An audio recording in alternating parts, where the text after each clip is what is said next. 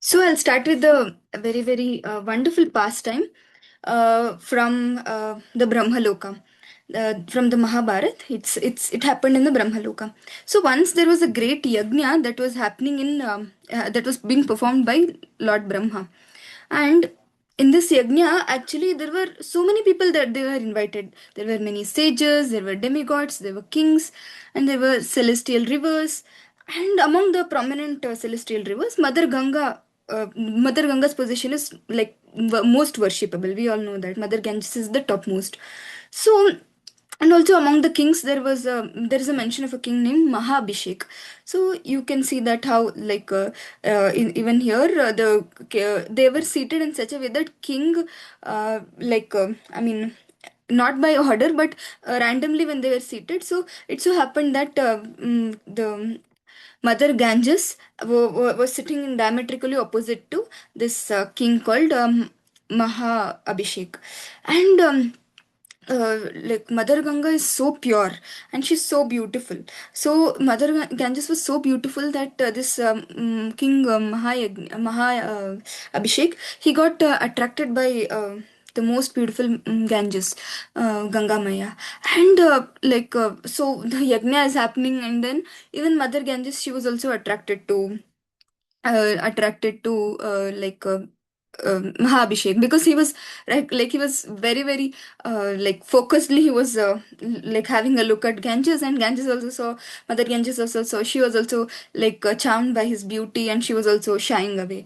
And amidst all these things, we know Brahma, he has four heads. So by his all four heads, he was seeing in all four directions. So he noticed that this is happening, that both of them are getting attracted. And then he called them separately, and then he told them that this is not a place to get attracted, because this is yajna, this is a place of yajna. And so he said that I'll curse both of you to go to earth, because it's in earthly planets, mostly all this mithuna bhava is there. So he said that you can go to earth, and then you can get coupled together with the mutual affections and finish whatever you started, and then you can come back. So then they both asked that we I mean, anyway we have got the curse, but at least we want to get a birth in very auspicious family. So Maharaj, the Mahabhishek, he took birth in the Chandra Vamsha, and his name was Shantanu Maharaj. And Ganga, she appeared as another normal lady. So in one of the most pious family. So, and again, on the earthly place, when the pastimes are happening, again Mother Ganges, when she was roaming around, so this Shantanu Maharaj, he gets attracted to Mother Ganga. We note one point to be noted here is Shantanu Maharaj is like forgotten his past, basically whatever has happened in the Brahmaloka. And Mother Ganges, again, she's remembering her past because she's a celestial being, but she's from the transcendental world, but she's because to in order to make the pastimes happen in the material world, so she's come in the form of a simple girl, but at very beautiful. Now Shantanu Maharaj comes to this Ganga, and he asks that oh lady, who are you? You look so beautiful. So can I get married to you? I'm the king Ashantanu. So like that, he introduces himself. And Mother Ganges, so she puts two conditions. She agrees with the marriage because anyway she knows the history from the past. So she puts two conditions. She says that you should never. I will get married, and I'll stay with you unless and until these two conditions are satisfied. That is, you should never question me or stop me from doing anything, and you should not speak harsh words, or you should not speak rudely with me. So in this way, she'll put two conditions, and he will be attracted. Shantanu Maharaj will be attracted so much by her beauty that he will agree for to both the conditions. And then he will both of them would get married in a very grand way. And finally what happens is they'll beget a kid. So when they beget kid, so what happens is like Shantanu Maharaj is very very happy when the first kid comes in picture, and soon after he'll take over the, like he'll have the child in his hand in his lap, and then he will start playing with the child. And soon after Mother Ganges comes, basically the lady Ganga, she comes, and then she takes the she takes that baby from his hand, and she just throws it into the river. And the Shantanu Maharaj is bewildered. And then again soon after, next child comes into picture, and then she throws next child into the water, and then third child, she throws third child into the water. Similarly, fourth child is thrown into the water, fifth child is thrown into the water, sixth child also is thrown into the water very rudely, and seventh child is turned into the thrown into the water. And when she's about to throw eighth child, so he's here we see in the first image, Shantanu Maharaj is like coming behind her, and he's just stopping her that, oh rude lady, you are so cruel. Even though you are, the child belongs to your own, but still, as a mother, you don't have any affection for the child, and you're throwing the child into the water ruthlessly. And he begins chastising her. He begins saying that how a mother can even do such cruel things.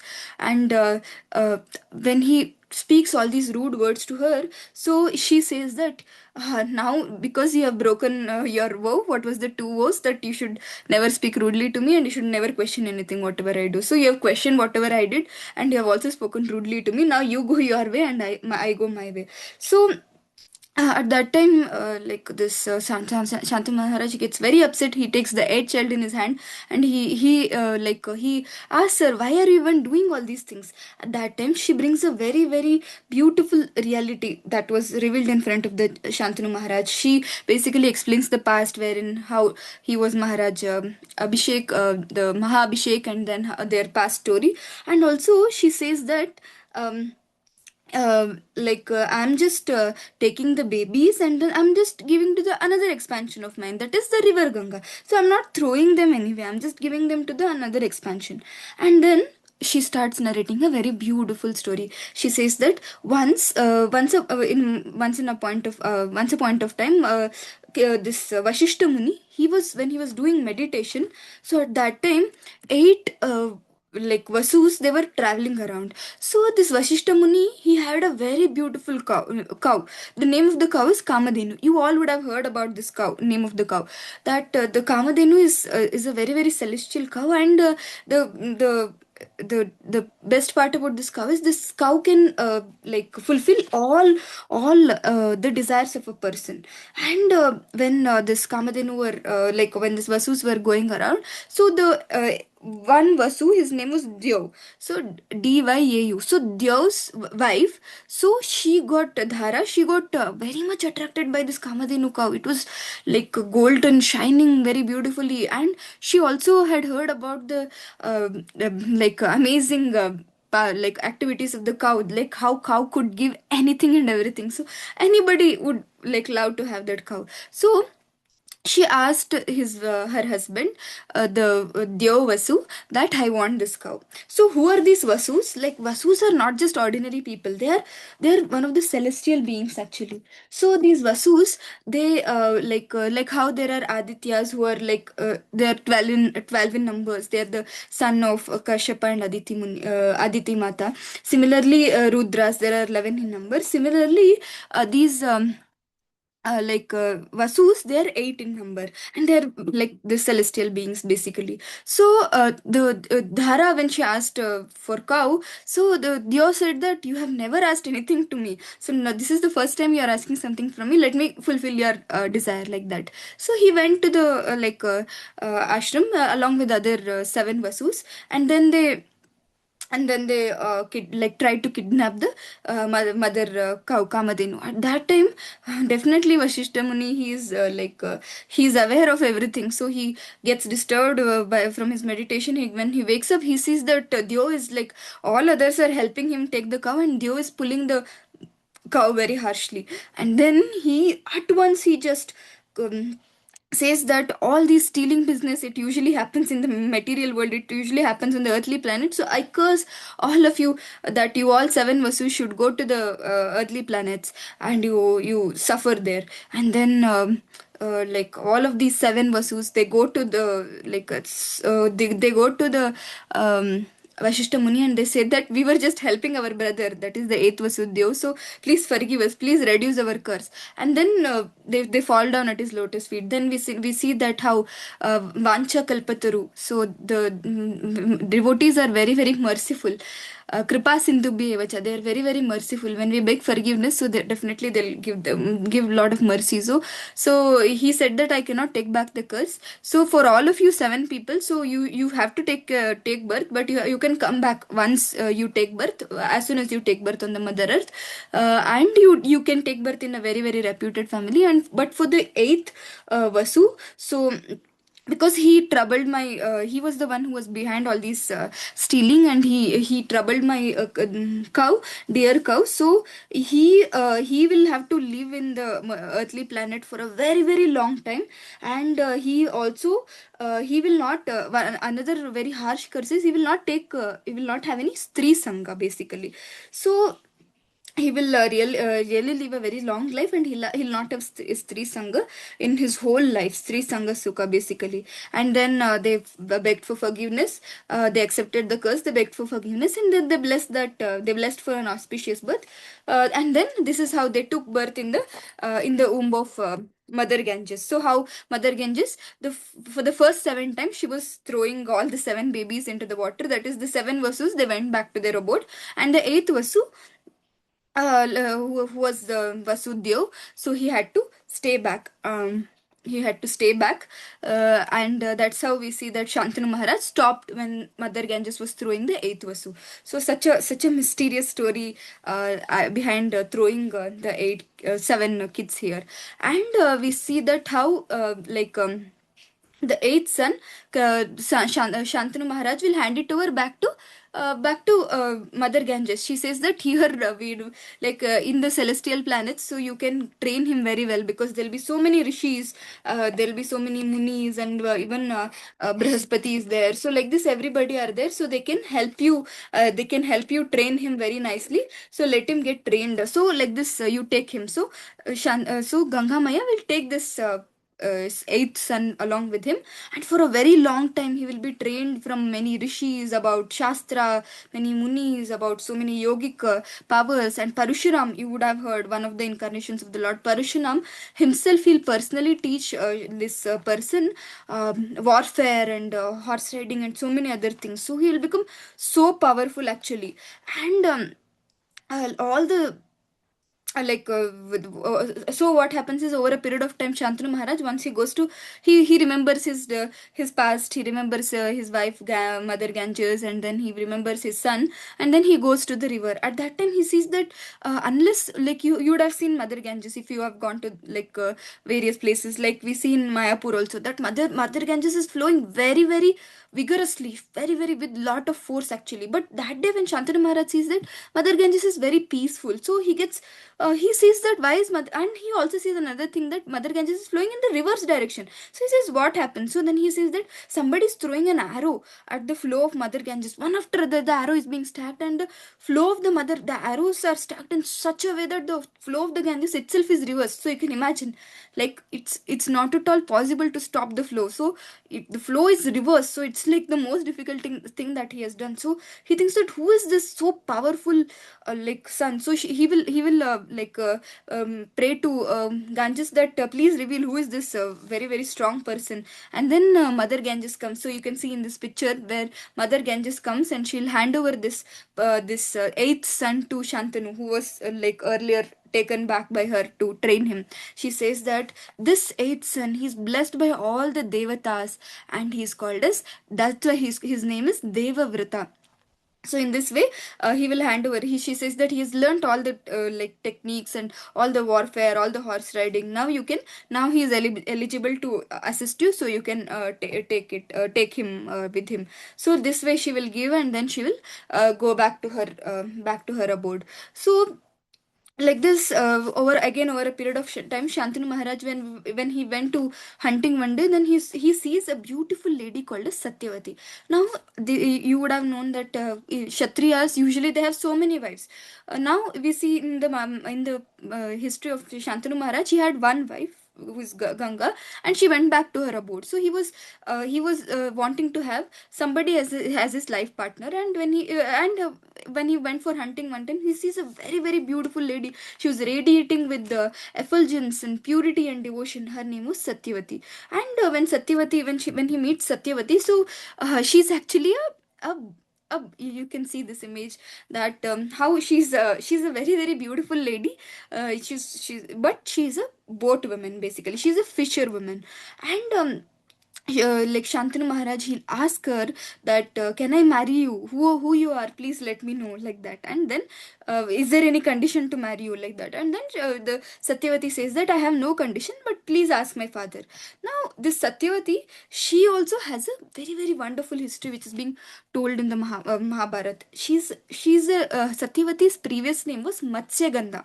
So Matsya means fish, and Gandha means basically fragrance. But in this case, Gandha means the obnoxious smell that we get from the fish. Like you all would know that sometimes when we go somewhere near the fish market, or somebody is taking the fish, so we see that like we get a lot of obnoxious smell. So because she was so much associating with this fisherman, and she was fishermen used to like catch fish, and they used to keep with them. So her name was called as Matsyagandha, basically, and her duty was to row the boat from one shore to another shore, basically. And because she was rowing the boat, and in that boat only all the fishes would be there, so she would always have that obnoxious smell.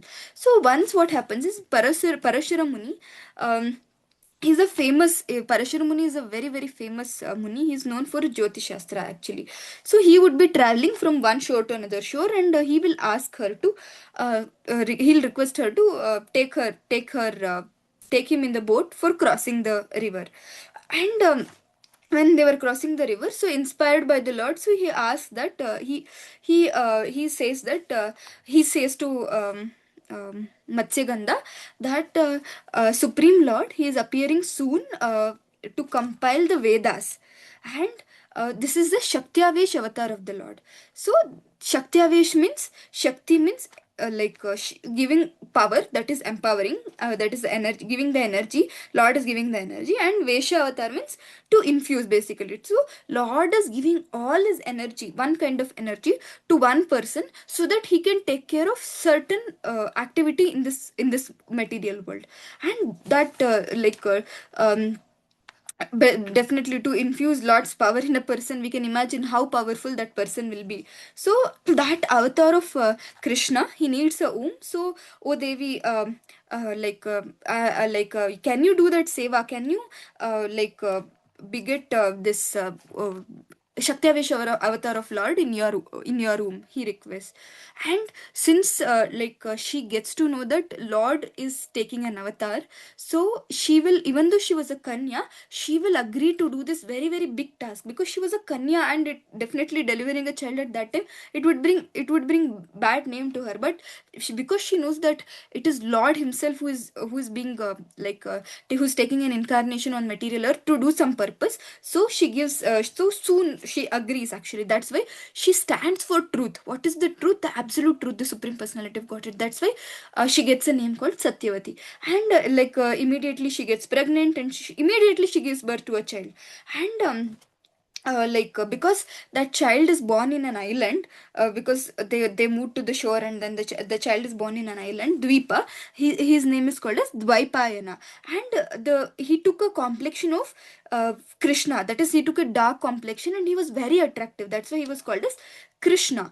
And then his task is to compile Vedas. That's why his name is called as Vyasa. So his complete name is Krishna Dvaipayana Vyasa. That is our Vyasadev, who compiled the four Vedas and who compiled Mahabharat, so many things. So Shrimad Bhagavatam, the topmost literature, the crux of all the Vedas, the sweet nectar of the pastimes of Lord. So that was developed, compiled by Srila Vyasadev. So that Vyasadev takes birth in the womb of Satyavati, Mother Satyavati. So immediately, because he's an incarnation of the Lord, so immediately he comes out, and he goes to the forest. He just because he has to start his work, that is compelling of the Vedas. He starts going to the forest, and he says to Satyavati that, you're my mother, so I have to go now for the higher task, but whenever you need help, please, you just ask me, and I'll come. And then Matsyagandha, because she's now no longer a Kanya, now she gives, she requests that, I need that Kanyatva back from Parashuramuni. He is a great Rishi, so he will give benediction that, you will remain a very very beautiful, very very charismatic Kanya, and your smell will be taken away, and you'll be given aromatic, very very beautiful smell, you beautiful body, dazzling light will be emitting from your body, and since you stood for truth on the boat, your name will be Satyavati.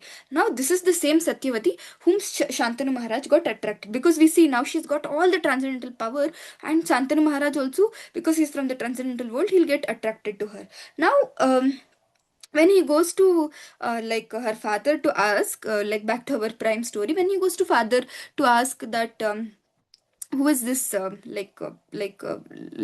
can I marry her, what are the conditions? So he puts a condition that, because we are of lower caste, so all the if you marry other queens, then all other queens will not give good name, a good status to our my daughter, and she will be considered very low status. He'll say that, no, I will not do this. I will give promise that she'll be considered the topmost queen of mine, and she'll be given the highest status. But he will not believe. The father, who is the fisherman, he will not believe. Basically, he will tell to her that, he will tell to him that, the only condition that I put is, if the son who is coming from you and Satyavati, if he takes over the kingdom, then only I can, if you give me this promise that he will be the king of the kingdom, then only I can give my daughter. But Shantanu knows that he has his 32-year-old son Devavrata, who is so able, and whom he loves a lot. So that person is still there, that son is still there, so how can he allow another small boy to take over the kingdom? So he will not agree. He becomes very sad, and he comes back to his kingdom. But somehow the sooner the news will reach to Devavrata, that is his son, and he will get to know that his father is very very upset. So just to please his father, he goes back to that fisherman, and he requests that, please get my father married to your daughter Satyavati. So at that time again he will put that condition that, I got to know about this, your condition. I myself will promise that I will not take the kingdom. It's the son who is born out of Shantanu Maharaj and Satyavati, who will take over the kingdom. I'll promise you this. Then that fisherman, he will ask another promise. He'll tell that, now you will tell that, my daughter's son will become king, but when you will get married and your son will come, so then there will be again fight for the kingdom, who will become the king. Because when my daughter's son will grow, your son also will grow, you will also get married, your son will also grow, then there'll be your son, who will fight for becoming the Yuvaraj. So then he will tell that, you should give me a promise that your son will also not become a Yuvraj. So at that time, this Devavrata, being a Kshatriya, he will give a promise that, first promise he will give that Satyavati and Shantanu's son only and only will become the king. And second promise he will say that, my child will come only if I get married, but I will never get married. I will become Ajanma Brahmachari for lifetime. I will become Ajanma Brahmachari.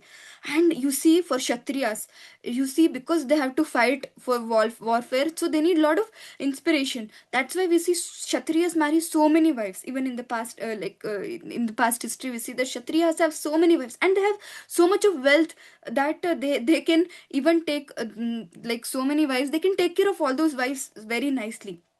They can give opulent palaces to all the wives, they can give opulent life to all the wives. So that's why we see Kshatriyas used to marry so many wives. And here is a Kshatriya who is taking a vow that I will remain a Ajanma Brahmachari. So it's like it has never happened, it has never so happened in the past that a Kshatriya who is a king, who has all the kingly qualities, he's giving up his kingdom, and he's giving up his he's giving up his grahastha life and becoming Ajanma Brahmachari. So at that time all the celestial beings they came, and then they started showering flowers on on Devarata, and they said Bhishana, Bhishana, because Bhishana means terrific, terrific, this vow is terrific. And that's why we see he gets a name, this Devavrata, he gets a name called Bhishma. And this way we see that all the celestial beings, they will shower mercy to him, they will give wonderful boons to him, and they'll be impressed very very much from him, that how he's one after other he's giving, he's making his life a life of sacrifice. And he got his father married to Satyavati, and at that time his father will be so pleased with him that he will give him a very very big boon. He will say that may you be very happy all the time, and may you live very long, and you have icha mrityu, that is, may you live, may you die when you desire. So this is how Bhishma Dev, Devavrata, he becomes Bhishma Dev, and Bhishma Dev gets a boon of icha mrityu, that is, he can die whenever he desires. So nothing, no person can kill him, and unless and until he desires to die, he will not be killed. And now this Satyavati and Shantanu Maharaj, they will beget over a period of time, they'll beget two sons, and their sons' names will be Chitrangada and Vichitravirya. So now Chitrangada and Vichitravirya, when they'll come to the age of marriage, again Bhishma they will be given the task of finding the suitable girls for them. So at that time he will go, that time he'll get to know that there is a Swayamvara in the kingdom of Kashiraj. There is a Swayamvara happening. That is for Amba. There are three girls. That is Amba. Three queens. That is Amba. Three princes basically. Amba, Ambalika, and Ambika. So these three prince, for these three prince, the Swayamvara is happening. So Bhishma Dev will go there. He will win the Swayamvara, and he'll bring all the three. You can see in this image that he will bring all the three people, three princes, to Chitrangada and Vichitravirya, who are the sons of Satyavati and Shantanu, and he will ask them to choose. But in the meanwhile, who are the three daughters? Amba is here, how I mentioned here, Amba, Ambika, and Ambalika. One of the daughter who is Amba, so one of the prince who is Amba, she was in love with another king called as Shalya. So she says that she says to the Bhishma that I'm in love with Shalya. Please allow me to go. I cannot marry anyone. Then he'll let her go. So she will go. Now Ambalika and Ambika, they'll be married to Chitrangada and Vichitravirya. Now, the sad part that happens is when this Amba goes to Shalya, King Shalya, he will reject her, because he will say that you have been won by King Bhishma Dev in this Swayamvara, and I saw that king was holding your hands and taking you along with taking you all along with him. So I cannot marry you now. Now she becomes very sad, and she comes back, and she requests Bhishma Dev to marry her, because already Ambika and Ambalika, they are already married to Chitrangada and Vichitravirya. So the only person who is remaining who actually won the Swayamvara is Bhishma. She'll ask Bhishma Dev, but Bhishma Dev, he will not. He will say, sorry, I have taken a oath of Ajanma Brahmacharya. I cannot marry you. She'll get very upset, and then she will start praying to Parashuram. Who is Parashuram? He is the guru of Bhishma Dev. If you remember, when he went to the celestial kingdom, so at that time Parashuram taught him all the warfare. So when she'll pray to Parashuram, does lot of tapasya, Parashuram comes and he'll say, what do you need? So at that time she will ask that I want to get married to him. So he will come and he will ask, Parashuram will ask to this Bhishma Dev, but Bhishma Dev will tell, you as my guru, you tell anything, I will do it, but because I have already taken an oath, I cannot break it. Then he will tell that if it is so, then we will fight, and whoever wins, they have to agree the other person's words. Then both of them will start fighting. But by this time, this Bhishma Dev, he has already learned how Parashuram is fighting, what are his strengths, what are his weakness. He knows, because he is the one who learned from him. So finally, when he's he fights over him for a long time, and when he's not able to defeat him, he will take Pashupatastra, which is the astra given by Shiva, Lord Shiva. At that time, all the demigods will come and they'll say that please don't take this astra, it's a very very dangerous astra, you stop it. At that time Bhishma will tell, I don't want to marry, so you just convince Parashuram. At that time Parashuram will tell, okay, I will stop the war, but either for two conditions, either he has to marry Amba, or he has to leave the this this the war place. So he will tell, Bhishma Dev will tell that I will leave the war place. He will keep his astra down, and he will bow down to Parashuram, and he'll go away from the war kingdom, war place basically. At that time, Amba will get again angry, because if we see Amba, she wanted to marry Bhishma Dev. She approached Parashuram, did lot of tapasya, and then she did not get the boon. She did not get to marry like Bhishma Dev. Now she goes to like she prays, she does a lot of tapasya to this is the picture where Vichitravirya and like Chitrangada gets married to Ambika and Ambalika, the other two sisters of our Amba, and then she like marries to like she prays to, because now Amba is also rejected by Bhishma Dev. Initially she was rejected by Shalya, now she is rejected by Bhishma Dev. So she gets very upset, and she does lot of tapasya to Lord Shiva, and Lord Shiva will come, and he will ask what boon you need. At that time she will tell that I want to take birth and come in a form where I will be able to I will be the one who will be responsible for Bhishma's death, and he will Lord Shiva will grant that boon, and she will soon create a fire out of the yogic power she had gained because of the tapasya she did, and she will jump into the fire. And now on the other end, this Chitrangada, he when he went to hunt in the forest, there is another like celestial Gandharva whose name is Chitrangada. He will come and he will kill this Chitrangada, so he will die. And very soon after, Vichitravirya, who is the other son of Satyavati, he will also die.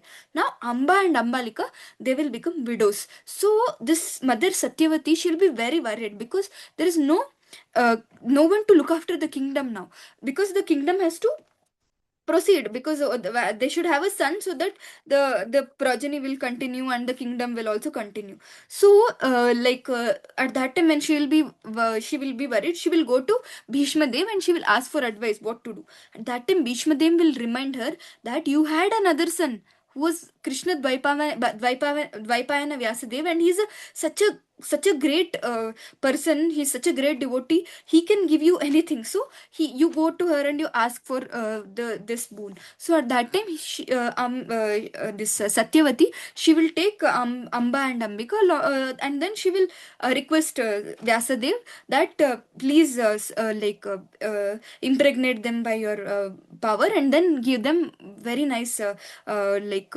sons who will be ruling the kingdom. Now when this Ambika, first when Ambika will go to Vyasadev, so you can imagine the Vyasadev status. He has become old now, because after so many years, and he has been doing meditation, so he has his beard and he has his hair left over, and he's in a very very ghastly form, because he's been meditating, and he's been writing the Vedas, and he's been wandering around in the forest. So he has a ghastly form. So when Ambika, so you can read this like the points that I've written here. Ambika and Ambalika. So both of them, when they go to Vyasadev, Ambika, when she sees him, she gets terrified, and she, because of his previous life, and then she closes her eyes. So he gives her he will get angry, because she's scared of him, because he's a devotee, he's a muni. So he'll get little upset, and then he'll tell that because you're closing your eyes, your son will be born as a blind. So that's how you see Dhritarashtra will be born. And then Ambalika, now similarly, when Ambalika will go, she'll get scared. You can see the middle picture. So she'll get pale. She'll turn pale because of the fear. And that's why the son who will be born will be the Pandu, who will be very very pale, and he'll be always fearful. And then they will say that because one person is blind and other person is like so much fearful, so Ambika will be sent again, so that she will get a very very worthy son who will be able to rule the kingdom. Now Ambika will be scared, so she will send her dasi. So this maid servant, when she'll go, she will be very submissive, and she will be very she'll take blessings of Vyasadev. She'll be in a very very noble and humble mood, and Vyasadev will be very pleased, and he'll give her the he will bless her that he will get a very very she will get a very very noble son, and that son's name is Vidura. This is the background of the Kauravas and Pandavas that took place. Such a wonderful story. And we see over all these things, we see how like Mahabharat, it's like it's no less than any so-called thriller movie we see these days. All these days, what thriller movies we see, it's just harmful to our mind, and it will just create very very bad impressions in all of us. But when we read scriptures like Mahabharat, Ramayana, and we see from every story, there is there is a thriller story that is behind it, and from every story there is so much of learnings. Especially recently we discussed about Ramayana. Every step there is a learning, and from every person we can learn something. And similarly here we saw that Pandu, the Dhritarashtra uh, and uh, Vidura were born. And over a period of time, we see that Kauravas, the Dhritarashtra's sons, they were very envious of Pandavas, that is Pandu's sons. And like they tried to harm Pandavas a lot. You all would be knowing this story, wherein so much they do to harm. They create Lakshagraha to kill them, then they give poison to Bhima, then they have a dice match wherein the Draupadi Vastraparan will happen, all the kingdom they'll snatch, they will be sent to Vanavas, they'll be sent to Agnatavas. So much torture will they'll give.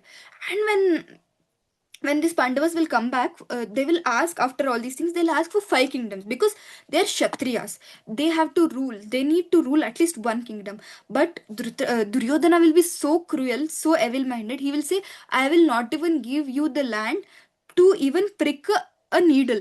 At that time, again, he will say, if you want, if at all you want, you just we will have a war. Who will win over the war, we will they will get the kingdom. And the Pandavas, they are so humble and meek. They don't want to fight over they don't want to fight with the Kauravas, because they're their brothers. But because they're Kshatriyas, they need five kingdom. So again, Krishna will go as a messenger, and he will request Duryodhana that please don't do this, give five kingdoms, and no fight should happen. But Duryodhana, again, he will chastise Krishna, and then he will not give he will again send back Krishna. In this way we see that war was declared by Duryodhana.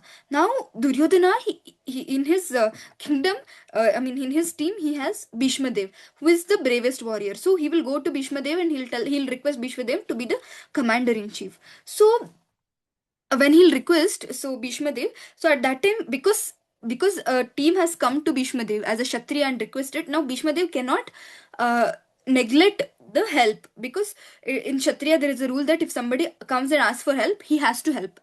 He has to go and fight for him. So he takes up that position of the like commander in chief of Duryodhana's kingdom. But he will put three conditions. He'll put couple of conditions. So you can see here the conditions are that. So first thing he'll say is that I will not fight if this is Bhishma Dev is telling to Duryodhana, I will not fight if Karna is in the battlefield. And he will tell, I will not fight with Shikandi. And then he will also tell that on a positive note, I will fight and kill 10,000 soldiers. He's called as uh, Bhishma Dev is called as Athiratha. That is he can kill so many soldiers with one arrow. So he'll say that I will kill 10,000 soldiers of Pandava's team, of Pandava's sides every day. But I will not fight if Karna is in the battlefield. I will not fight with Shikandi. So he will say that Duryodhana will say, I understand you Karna you don't like, but why do you want to? Shikandi is such a powerful warrior. Why don't you want to fight with Shikandi? At that time, he will start telling the story of Shikandi. He will Bhishma Dev will start narrating the story of Shikandi to Duryodhana. This is back to the story of Amba, if you remember. So Amba, initially she asked boon from Parashuram, but Parashuram could not make her get married with Bhishma Dev. She gets so furious, she prays to Lord Shiva at that time. She prays that I should be the one who should be responsible for killing killing Bhishma Dev. So when she says that Shiva will give her the boon, so she will in parallel, Drupada, if you know Drupada and his wife, they will be praying for a very very good son to take care of their kingdom. So Drupada and his wife, they will also pray to Lord Shiva. At that time, Lord Shiva will grant the boon. And Drupada's wife will get pregnant. Drupada, you all would be knowing, Draupadi's mother basically, Draupadi's father basically, father and mother. So Drupada, they will beget a beget a kid. But surprisingly, to their bewilderment, that kid will be a daughter. And they will be very very upset actually. And but the Drupada's wife, who is the Draupadi's mother, she will have lot of faith on Lord Shiva. She will say that, we have asked for a son, and the this Shiva, he has given us, we will treat this person, this kid, as a son only, and we will cultivate him as a son. I am sure that he is a son itself. We will train him as a son only. Drupada will not agree, but Drupada's wife will convince him somehow that we will train him as a son. I'm sure if Shiva has given this kid, he will be a son soon, like that. And then they will start training. They will give that daughter the name called Shikandi, and they will start training Shikandi just like a boy. They will teach him warfare, they'll teach him horse riding, they'll teach him all the vidya that a boy will learn. But over a period of time, will Shikandi will come to the age of marriage, Drupada will get very upset because he knows that she's a girl. And very few will be knowing that she's a girl, because they have not revealed the kid's gender outside. They have told that he's our son, and he will be ruling the kingdom. Now, over a period of time, when he'll come to the age of uh, when she'll come to the age of marriage, at that time, Drupada's wife will again she will ask Drupada to search for a very good wife. Now again, Drupada will not agree, because she's already a daughter, a girl cannot marry a girl. But Drupada's wife will say, you just do it. Over a period of time, everything will go good. We will just we have treated him as a son, we have treated her as a son. She should only now rule the kingdom. So now he cannot get her married away, because she's the only person who is there with us. So now you just please, you just what do you say, you just arrange a marriage for her. So like this, when they'll start searching for the daughter, so there will be a king. His name will be, what is his name, Hiranyavarma. So Hiranyavarma, he will give his daughter in marriage to Shikandi, basically. So definitely their marriage will happen. But see, they say that in a marriage so many lies. Basically, one marriage means so many lies. It is based on so many lies actually. But Shikandi's wife, basically, she will definitely get to know that he's not a boy, he's a girl. So she will very soon, Shikandi's wife, who is the daughter of King Hiranyavarma, she will get to know that Shikandi is a girl, not a boy, and she will get very upset. She will cry, and Shikandi will try to explain, but she will not at all hear, and she will run away from the kingdom of Drupada, and she'll go back to her father's kingdom, that is Hiranyavarma's kingdom. And she will complain to her father, we are cheated, this is what has happened, Shikandi is a girl, she's not a boy. And Hiranyavarma will get very upset, and he will start a war. He will take all his kingdom, and he will start marching towards the Panchala area. At that time, this Shikandi, he will get to know that the war will happen very soon, and he will get very upset. She will get very upset that this is my problem actually, because I was born as a girl. All these things are happening for my parents, and the best thing I can do is I will go to the forest and I'll disappear. That is the best thing I can do to my father, who is like so dear to me. So then she will go to the forest, and when she'll be wandering around, she will find a yaksha. So this yaksha's name will be Stuna. Stun, Stuna. He will be the personal servant of the another yaksha, whose name is Kubera. So this she will be crying, Shikandi will be crying, and Yaksha will ask, why are you crying? So at that time, Shikandi will share her story, and she'll tell that you are a yaksha, yakshas can give benediction, so please give me the benediction that I will come out of this situation. I don't want the war. I want to stop this war. So please help me. So at that time, Yaksha will tell that because you are a woman and you are asking me for benediction, I should definitely help you. So he will tell that I will give you 1 day of gender exchange. That is, for one day you become a man, you go back to your kingdom, and then when Harsha Hiranyavarma comes, you just prove your male gender, and then you come back in the night and give my give exchange your exchange the gender. That is, you become female and I become male back. So Shikandi will become very happy. She will take the masculine gender, and then she'll go back to her kingdom. And then again Hiranyavarma will reach and then he will start, like he will say that we are being cheated, we have to have a war now, we want to defeat you and kill you now, because she'll be so upset because his daughter is being cheated. Now now what happens is like uh, Shikandi will say that that who said that I'm a daughter? I'm not a daughter. Who said that I'm a girl? I'm a boy. If you want, you can get me tested. And then from Hiranyavarma's place, so many people will come. Ayurvedic doctors will come. They will test him. They'll check him, and finally they'll declare that he is a boy. So now what happens is like. Uh, Very soon, they will say, the Hiranyavarma will say that my daughter is mad. She's gone crazy. That's why she did all these things. Shikandi is a boy. Sorry, we had to go through all these things. You had to go through all these things, and he'll go back. Now the Shikandi, she goes back to the forest to give back her to take her feminine character back. But in the meanwhile, Kuera will enter that forest, and he'll be searching his servant, his assistant, Stuna. And he will first of all, he will not find him because he needs service. And then second of all, he will start screaming, Stuna, where are you, where are you? And he will not come out. At that time, he will tell that if you don't come out, then I will curse you. At that time, Stuna, who is in the form of in the female body, he will come out. And now this squirrel will get very much upset. He'll say that first of all, you didn't come and serve you, and second of all, what is this drama you put upon? You have become a female. You want to put up a female body. You are dressed in a female in a female way. I will curse that you become female for your whole life. Now this Yakshastuna, he becomes very upset. He says, you should give me a chance to explain my story. How can you curse me like this?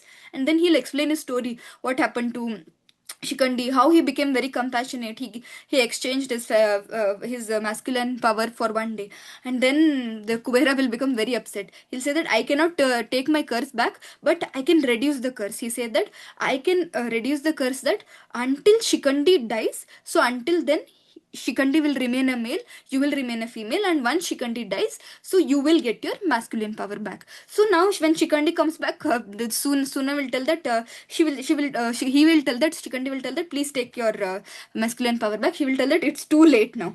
It's Lord's desire that you remain a male, so you take your power and you go back. Once you die, I'll get the masculine power back. Now Shikandi will go back to her kingdom, his kingdom, and she'll start ruling over. Now he will tell, who is telling the story? Bhishma Dev is sharing the story to Bhishma Dev is sharing the story basically to Duryodhana. That Duryodhana asks, why can't you fight? Like in the previous condition, you saw that Bhishma will say, I will not fight with Shikandi, because Shikandi, even though now he's a boy, but she was a girl. So it's a rule that Kshatriya should not fight with the girl, with the women. So I mean, basically it's not exactly a rule. Basically it's like a oath that is taken by many great warriors, that if female comes in front of me, I will not fight. Similarly, Bhishma Dev had taken that oath. So he will tell that I will not fight with Chikandi. Now again, Duryodhan, he wants Bhishma Dev in his team, so he will agree for all the conditions. And then after few days of fight, what happens is uh, Duryodhana becomes very upset. A fight is happening, but Bhishma Dev, what he's doing, he's just throwing the arrows, but it is not hitting anybody. So because he's so affectionate to Pandavas, he cannot hurt them or his team. So he was killing, definitely once in a while. He was killing the 10,000 soldiers like how he promised, but he was not at all touching Pandavas because they were very very affectionate to him. So Duryodhana becomes very angry. He comes to Bhishma Dev and he says that. He blames Bhishma Dev. He says that you are not you are doing pakshapata. You are just taking, you are on my side, but you are favoring Pandavas, and you are not doing justice. What kind of warrior you are, like that? At that time, Bhishma Dev will get very upset, and he'll say that I will, he will say that. like he'll start throwing the arrows, he'll start throwing cloud of arrows actually. This image is where Shikandi will exchange her power with the Yaksha. And then here we see that Bhishma Dev, he's throwing a cloud of arrows actually to Arjuna. So see, first he'll throw all the arrows to Krishna actually, because Krishna, you see, Krishna is the Parthasarathi.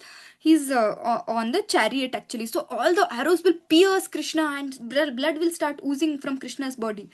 At that time, very, very wonderful thing. Our dear Srila Prabhupada in Bhagavatam, he says a very, very wonderful thing, that how devotees are offering flowers at the lotus feet of Krishna. Similarly, Bhishma Dev is offering these arrows at the chest of Krishna. So there are five primary rasas, that is Shantaras, Dasyaras, Sakyaras, Vatsalyaras, and Madhuriras.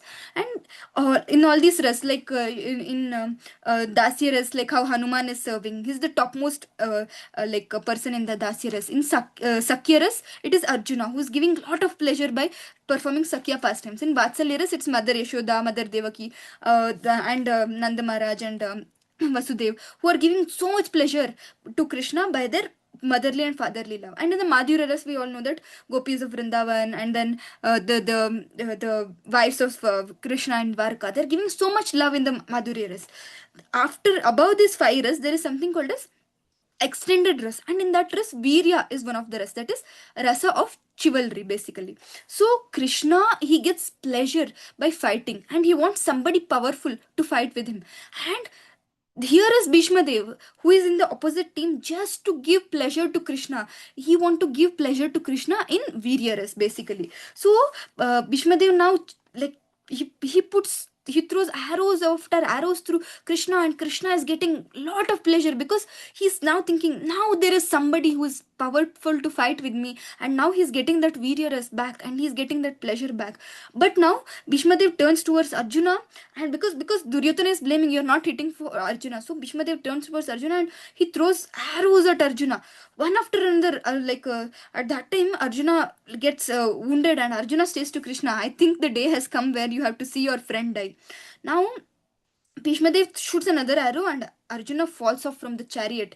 So first is like Bhishma Dev throws a arrow, and then Krishna, he puts his you would have heard that story. Krishna puts the that wheel, chariot wheel, 1 inch down. At that time, instead of that arrow hitting at Arjuna, it will hit his mukuta, and then mukuta will fall away, and then one more arrow he will throw. At that time, it will hit Arjuna, but Arjuna will not get injured, but he'll fall off from the from the chariot. Now Arjuna is on the ground. Now like Bhishma Dev is saying that like Krishna had actually, in the background, Krishna had taken a vow that I will not fight on the behalf of Pandavas. I will not take any. I will not take any weapon. I will just be with them and support them, but I will not take any weapon. And all the Krishna's Sena was taken by Duryodhana and Krishna.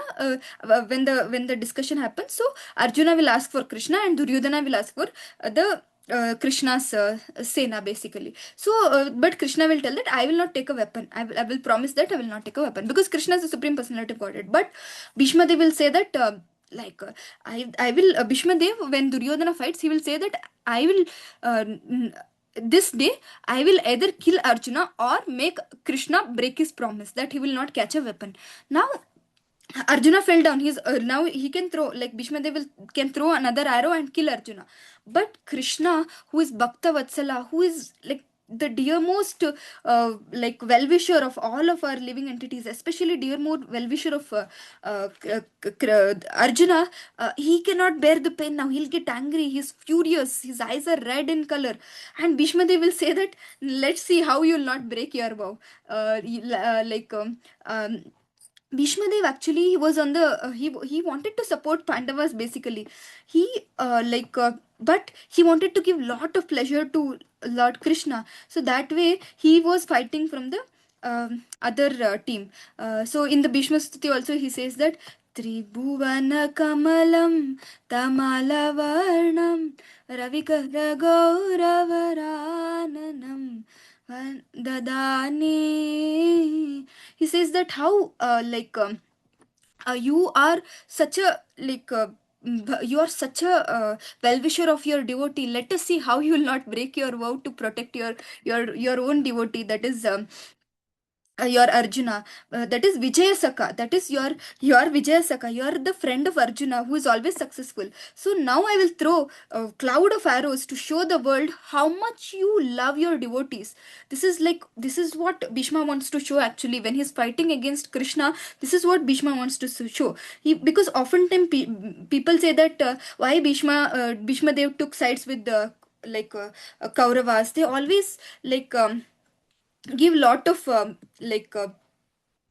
what do you say, bad impressions for Bhishma Dev. They will always criticize Bhishma Dev that Bhishma Dev he wanted to he took side of Duryodhana because वो दुर्योधन के नमक खाए हैं इसीलिए वो दुर्योधन के side लिए. But nothing like that in the scriptures. Our like Srila Prabhupada and other acharyas, they say that Bhishma Dev took side of Kauravas because Krishna wanted to enjoy the rasa of Virya, and also to prove the fact that how Krishna is a Bhakta Vatsala and Krishna can do anything for his dear devotees. So, pure devotees, we see they do things just to please the Lord, even at the cost of their own misfortune. Here we see everybody misunderstood Bhishma Dev. Even though he was on the side of Kauravas, his heart was with Pandavas. His heart was with Krishna. But everybody, you see, even till date, everybody criticizes Bhishma Dev that how can he stand with the Kauravas and how can he support Kauravas. But when we understand the truth in reality from the scriptures, we realized he wanted to support Pandavas. See, why he doesn't want to be on the side of Pandavas? Pandavas are devotees. Who don't want to be with devotees? You say devotees are like such good, like good-hearted people, and association of devotees everybody wish. But we see here that Bhishma Dev, he took side of he if you take side of Krishna, he would be happy. But for his pleasure, he did not take the side of Krishna. He did not side the take of Pandavas. He wanted to give that experience of Veera Rasa to Krishna. He wanted to give that Krishna the pleasure. So he took the opposite side just because he wanted to please Krishna and not please himself. So this is what actually what pure devotees, what we see in pure devotees. For us, we see what like we hear the shloka, right? Anukulyasya anukulyasya krishnanu shilanam. That is favorable to Krishna. Bhakti, pure bhakti means that which is favorable to Krishna. But what is that favorable? Favorable, the word, it doesn't mean that which gives pleasure to us, that which is favorable to us. Favorable means that which is favorable to Krishna, that which pleases to Krishna. So here we see how he went to the opposite camp just to give pleasure to Krishna. And this is how we see that that Bhishma Dev, like how we saw that how when Bharat Maharaj, when he came back from his maternal grandfather's house, at that time because of Kaikeyi's all actions, everybody cursed Bharat Maharaj, everybody hated Bharat Maharaj. You would be knowing Bharat Maharaj would go to take bath before Brahma Muhurt, because if you would go take bath after Brahma Muhurt, people people of Ayodhya would throw stones at him. So like this is the actual nature of pure devotee. They are okay to be misunderstood, they are okay to be hurt, they are okay to be blamed, just to give pleasure to Lord. So we have to ask this one question: something may give me satisfaction, it is, but is that what that gives satisfaction to Krishna? So whenever we do something, we have to always ask this question to ourselves. On the other hand, if something like pleases our Guru, our Krishna, and even if it is not pleasing us, even if it is not satisfying us, are we ready to do it? Because this is what devotion is. Devotion is that thing which is like, even though it may not give me pleasure, if it is giving pleasure to Krishna, we have to do it. That is waking up early in the morning, it's not giving pleasure to me, but it is giving pleasure to Krishna. Chanting good number of rounds, it is not giving pleasure to me, but it is giving pleasure to Krishna. Offering before offering the food to Krishna and then having, it is not pleasurable to me because I have to offer, wait, and then honor it, but it is pleasurable to Krishna. So we have to always think, is this pleasurable to Krishna? And then we have to try to do it more often, and stop doing that which is not giving pleasure to Krishna. So in this way we see that like uh, uh, Bhishma Dev is saying that, um, if you I am ready to wound you, he's saying to Krishna, I'm ready to wound you, I'm ready to throw arrows at you and give you that pain. If that is what you desire in the Veera Rasa, if that is what you want to enjoy, then that is what, that I'm going to give you. So he becomes furious, and now in that Veera Rasa, he showers arrow over Arjuna. Now Krishna is boiling with anger, his eyes are turning red. It is said that, satyam vidhatum nijabritya bhashitam, that is our dear Krishna. You can see this is like one of the favorite picture of mine, wherein Krishna, who says that I will not take any weapon, he takes the wheel out of the chariot, broken wheel out of the chariot. He starts rushing towards Bhishma Dev with all anger, with his eyes red. He's all furious. He says that, just to save his devotee, his dear devotee Arjuna. He is ready to break his own promise. This is our dear Krishna. That is why he says in Bhagavad Gita, Kaunteya pratijanihi name bhaktya pranashati. He says to Arjuna, declare, oh Arjuna, declare to the whole world that my devotee doesn't perish. So anybody can ask, why are you telling Arjuna to declare to the whole world that my devotee will never perish, he will always remain eternally? Because somebody may ask, you broke the vow when you took an oath that I will not take any weapon in the battlefield of Kurukshetra just to protect Arjuna. You broke that vow, but Arjun, you can do anything to save your devotees. You will never break. He will never break his devotees' oath. So that's why he asked Arjuna to say that, declare boldly that your devotees, my devotees, will never perish. In this way, we saw that how, like, Krishna is so merciful. He's Bhakta Vatsala. So. Even though Bhishma is misunderstood, and Bhishma throws arrows at Arjuna, uh, and Krishna knows Bhishma's heart, that Bhishma wants me to give that rasa of virya, and now Krishna is also coming ahead to experience that virya rasa more and more, and he takes that wheel and he starts charging towards Bhishma Dev. And Arjuna, who is on the ground, he's holding, you can see this image, such a wonderful image. Arjuna is holding the legs, he's holding the thighs of Krishna, and he's saying, please my lord, please don't harm Bhishma Dev, please. And then Arjuna says that, Krishna says that, no, he is harming you, I want to just kill him. And he starts rushing towards Bhishma Dev. It is said that Arjuna could not stop Krishna initially. Actually, Arjuna, when, like, you can see in this image also, when Krishna is running, Arjuna is being dragged. He's like, just he's being dragged, like how any animal will be dragged. No, like that, Arjuna is holding his thighs and he's being dragged. But Krishna is not stopping, because his devotee is harmed, and he cannot see his devotee being harmed. And it is said in Bhagavatam 7.8.17 that our Lord can do anything. Anything means anything. Satyam vidhatum nijabritya bhashitam vyaptim cha bhuteshvakileshu chatmanah adrishyatat tatyadbhutarupamudvahan stambhe sabhayam namragam namanusham. So this is like Prahlad Maharaj's story with the Hiranyakashipu. Actually, Lord is present everywhere. He could come from anywhere. But from where does he come? He comes from Stambhe Sabhayam. He comes from the Stamba. Why? Just because he wanted to prove the words of Prahlad right. What did Prahlad say? He says that when Hiranya asked, is your Lord in this Stamba? Prahlad says, yes, my Lord is in this Stamba. Just to prove that words of his devotee right, he came. He could have come from anywhere, but he came from Stamba. And uh, like uh, uh, that too, it is said namragam na manusham, in such a ghastly form that was never seen before, such a adbhuta form, that adbhuta roopam, such a adbhuta form that was never na bhuto na bhavishyati. No one had seen that rupa of Narsimhadev, half man half lion, anytime in the in the past, anytime in the future also, nobody will be able to see. So such form he took just to prove the words of his devotees right. And here also we see that Narsimhadev, who is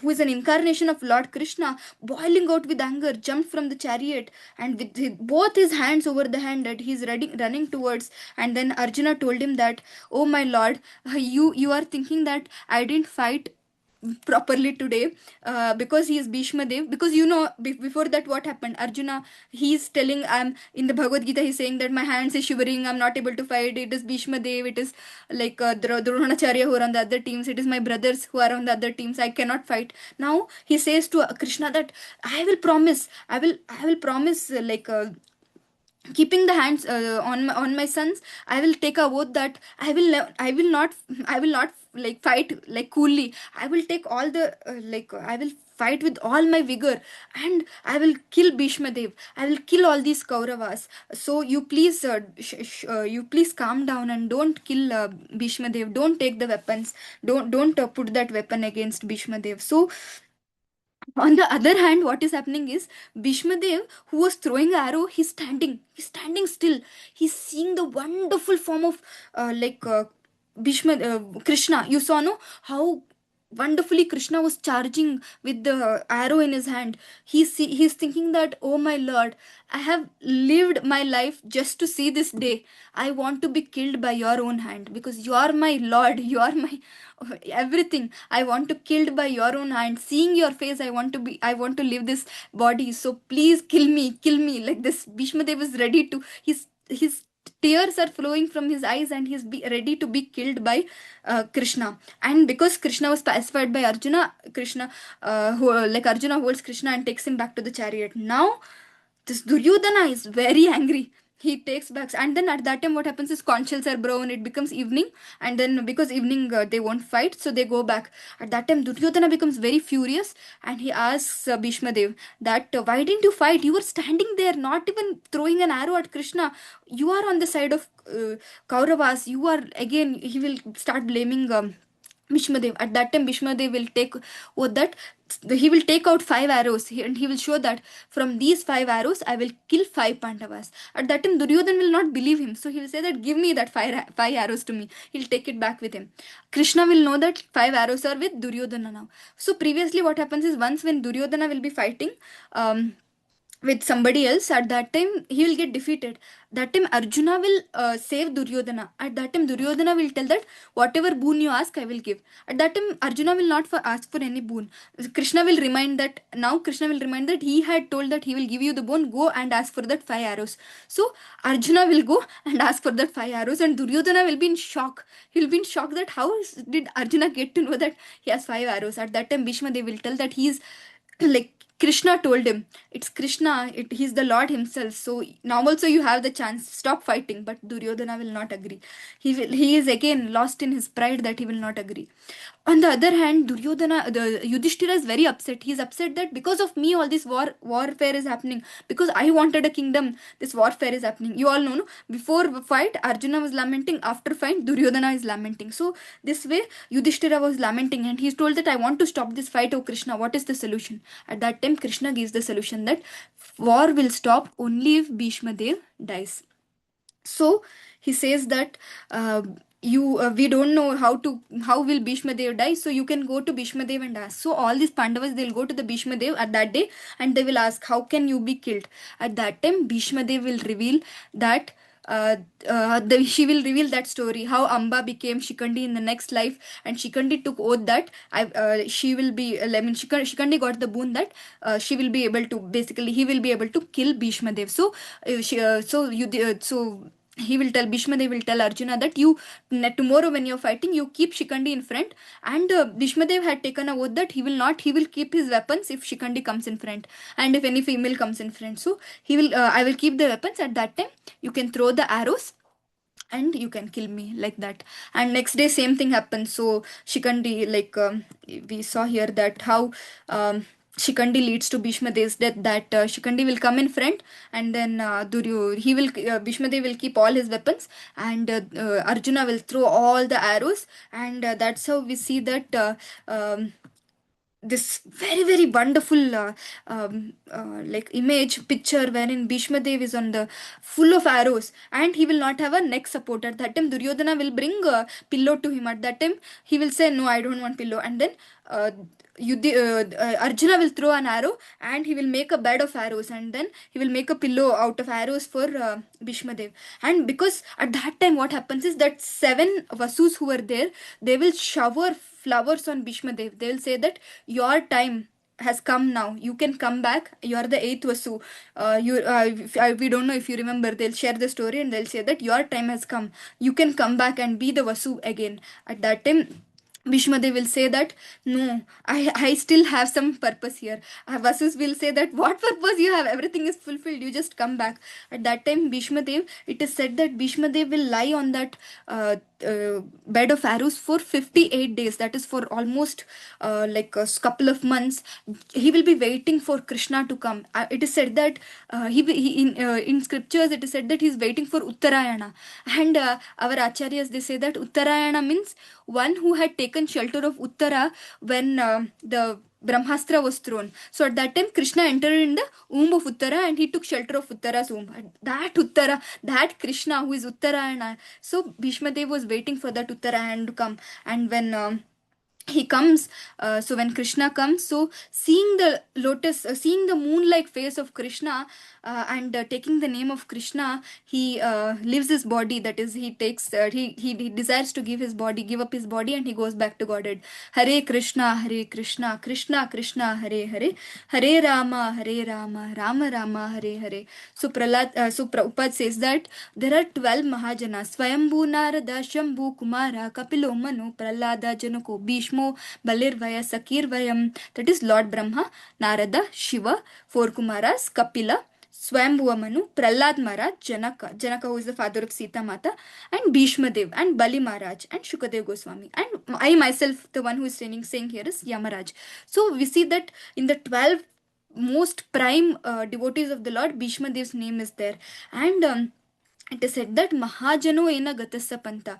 So we should the when we follow the scriptures, we can follow the path of devotion not by mental speculation or by dry arguments or by doing a study of scriptures on our own. It's not possible. We need the help of our superiors. We need to follow the footstep of our superiors. So mahajano ena gatassa panta, we should accept the path that is given by these mahajanas. That is like how this Bhishma Dev has given his path. So the learnings we have from Bhishma Dev is like immense. The most important learning that I had is how to surrender to the Lord, and accept the Lord's plan in every situation, and also to do everything and anything, and no matter in whatever situations we are, we should always we should always be in the spirit of surrender, and we should always we should always think, how can I please Krishna in this situation? How can I satisfy Krishna in this situation? So in this way we can actually make very very nice advancement.